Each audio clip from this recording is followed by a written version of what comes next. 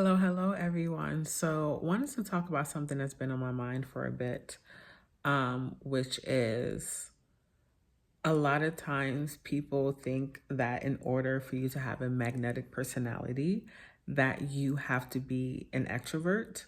And I think that's a lie. I think that if you want to be magnetic, you have to learn how to genuinely connect with other people.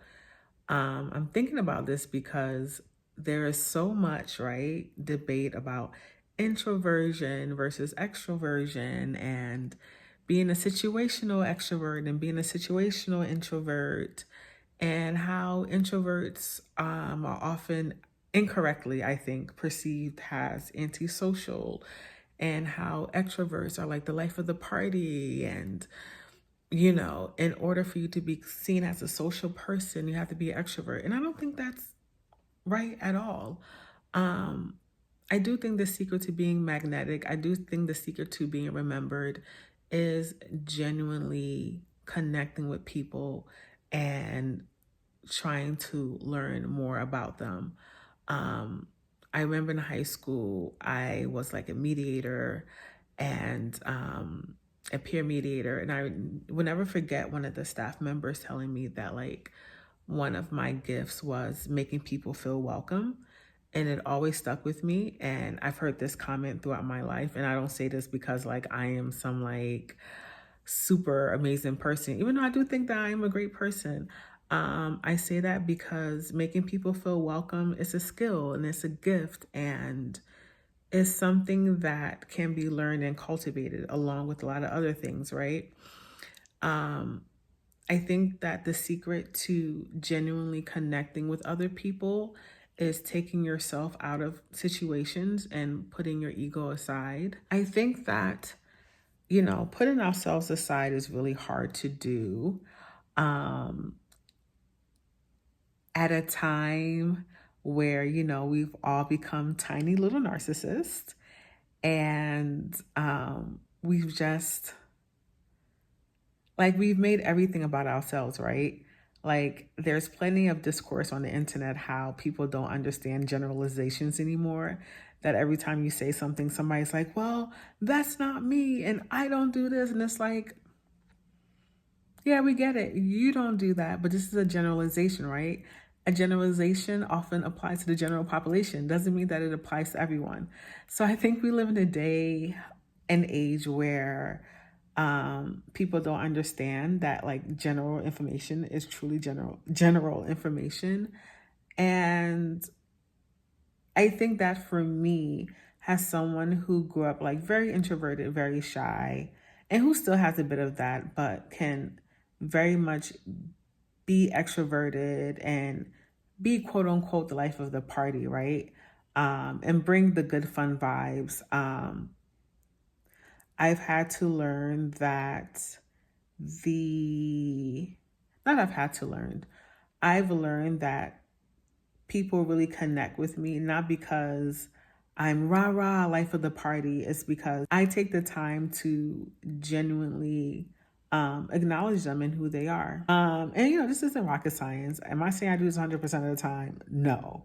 But I think that something as simple as giving eye contact, don't be creepy about it, y'all. But something about giving eye contact, acknowledging people, asking them their name, right? These things go a long way in being perceived as magnetic and being magnetic, right? Um, Acknowledge people from all stations of life.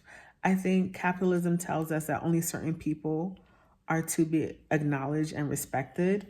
And that if someone is, for example, working in a service industry or unhoused, that it is okay to ignore them and to not acknowledge their humanity, which is bullshit. And if you're watching this video, I hope you know that that's bullshit as well. But I think acknowledging people for their shared humanity, for the shared humanity that we all have, and treating them like someone to be respected goes a long way in genuinely connecting with others and being a magnetic personality.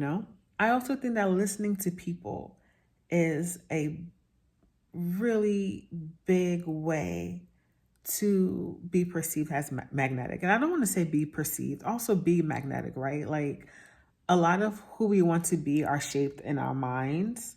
Um, and we can change who we are, right? To a certain degree, right? We can adopt certain qualities as ours. We can adopt certain great traits, right? For me, listening to people has been instrumental. Um, to I think why people are like uh why people feel drawn to me, right? I think that so many people in this world don't feel heard and understood. So many people listen just so they can have something to say instead of listening for understanding. And I think that when someone really feels truly heard and understood and seen in your presence, is something powerful, right? Because so many of us have short attention spans and our minds are here, there, and everywhere. And for someone to give you that undivided attention, even if it's just for a couple of minutes, it makes you feel special, right? It makes you feel like who you are and what you have to say matters. And I think that's so important, because by simply being present and not thinking too much about yourself and what you have to say, you are pretty much saying to yourself, what can I learn about this person? What am I hearing about this person that will help me gain a better understanding of who they are as a human being and how they navigate this earth? One of my favorite things I love to say is that there are 8 billion people out there with 8 billion different perspectives. And, you know, give and take, some of those perspectives are, kind of wrong. Like, we don't believe in racism and sexism and all the isms. But for a lot of us on this earth, our perspectives are neither wrong or right. They just are what they are, right? Based on our culture, where we live, our experiences, whether we've been through traumatic events like war or genocide, or not living in a great neighborhood, or growing up rich or upper middle class or working class, right? Like whether we grew up in a diverse environment or not, like all of these things shape who we are.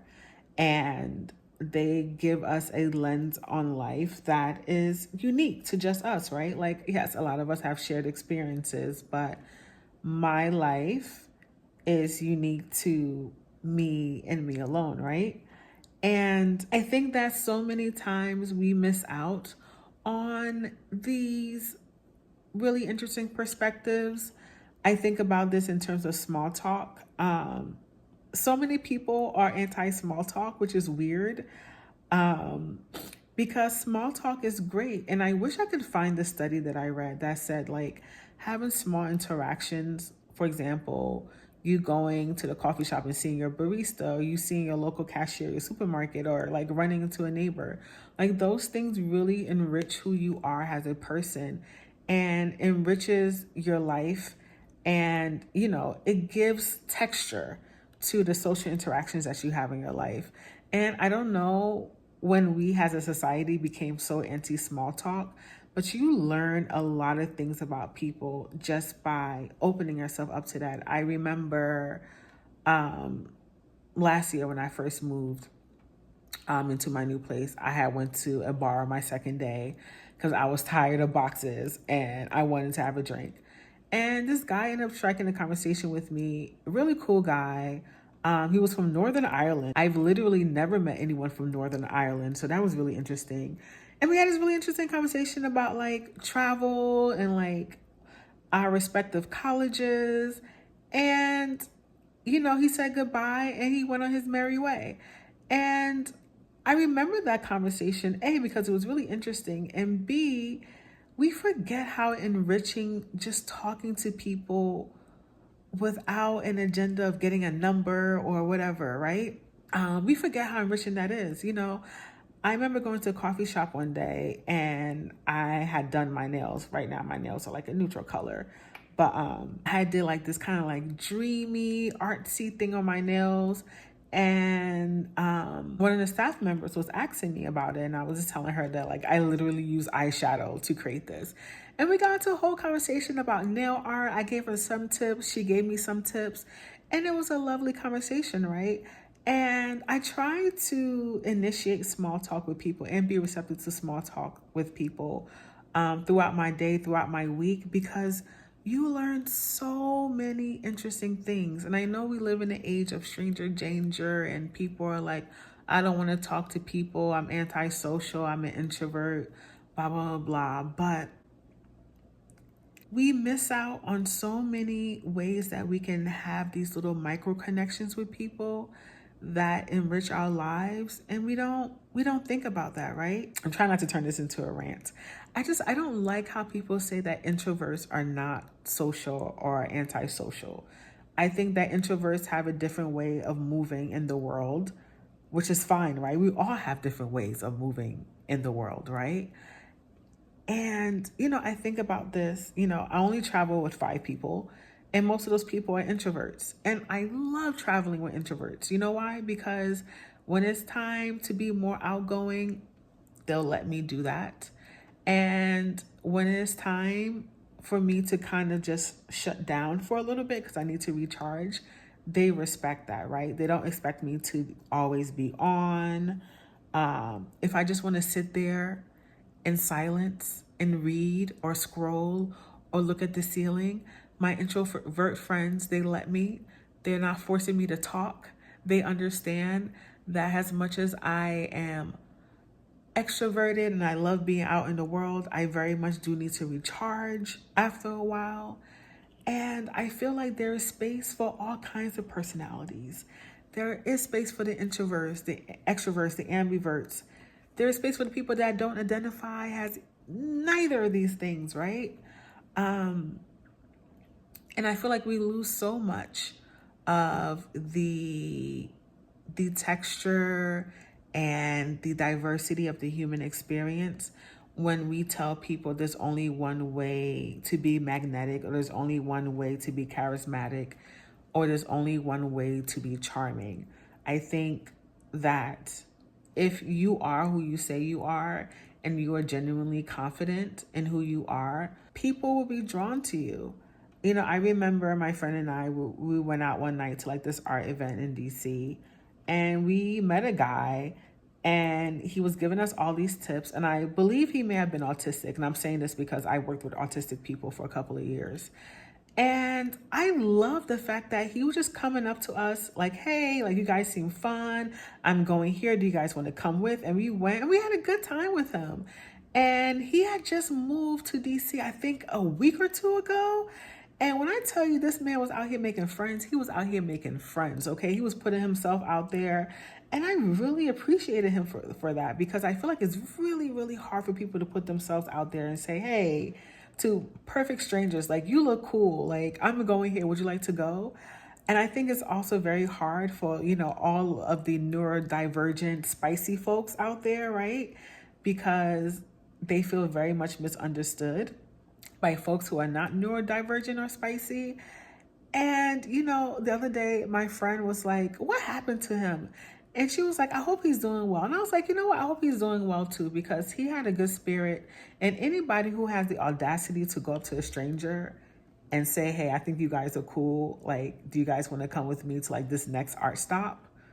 Kudos. So I say all this to say, you don't need to be anything less than yourself in order to genuinely connect with people. I do think that it requires a certain amount of risk. I do think it requires a certain amount of putting yourself out there.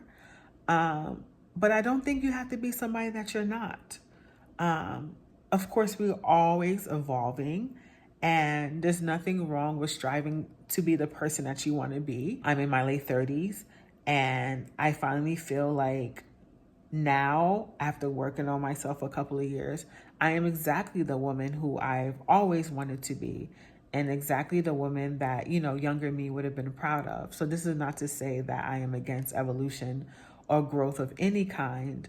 But I think really to genuinely connect with people and to be magnetic, you already got that in you. You may need to refine it, you may need to shape it a little bit, but we have everything that we need inside of us. So yeah, thank y'all so much for listening. If you like what you heard, don't forget to subscribe, like, and comment, and let me know. Let me know, what are some qualities you feel magnetic people have? What are some ways that you feel? Maybe I should phrase this differently. If you can name a time where you felt like someone really heard or understood you, let me know. And let me know, what did they do to make you feel really special? I'm looking forward to your comments. And until next time, I love you all. Take care and see you soon. I will come back with a longer video. I was actually supposed to shoot that video, but I am having camera issues. So, you know, I turned on the phone and we do what we can.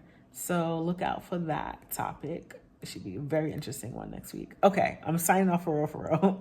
Until next time, love you all. Take care and see you soon. Bye.